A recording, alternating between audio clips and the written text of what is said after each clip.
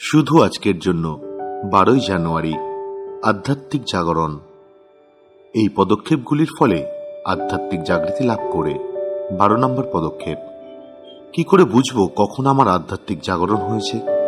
অনেকের ক্ষেত্রেই আধ্যাত্মিক জাগরণ খুব ধীরে ধীরে হয়। শুধু জীবনকে আরো একটু ভালো লাগার মধ্যেই হয়তো প্রথম আধ্যাত্মিক জাগরণটা দেখা যায়। হয়তো একদিন ভোরবেলা উঠে পাখিদের ডাক কানে আসে, বা একটা ফুল ফোটার সৌন্দর্য দেখে মনে পড়ে যায় এই সবই এক বৃহত্তর শক্তির কাজ। প্রায়শই দেখা যায় যে আধ্যাত্মিক জাগরণ সময়ের সাথে সাথে আরো জোরালো হয়। শুধু বেঁচে থাকবার মধ্যে দিয়ে আমরা আরো বেশি আধ্যাত্মিক চেতনার জন্য চেষ্টা করতে পারি। আমরা প্রতিদিন প্রার্থনা আর ধ্যানের মধ্যে দিয়ে আমাদের সচেতন সম্পর্ক আরো উন্নত করার চেষ্টা করতে পারি। আমরা নিজেদের অন্তরের আওয়াজ শুনেও পথের সন্ধান করতে পারি। আমরা অন্য মেম্বারদের জিজ্ঞাসা করে তাদের আধ্যাত্মিক অভিজ্ঞতার কথা জানতে পারি।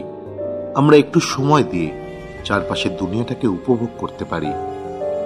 শুধু আজকের জন্য আমি আমার আধ্যাত্মিক জাগরণের অভিজ্ঞতার সমীক্ষা করব। আমি আরো ঈশ্বর ভাবনার চেষ্টা করব। আমি দিনের একটু সময় আমার উচ্চতর শক্তির লীলা খেলাগুলিকে উপভোগ করব।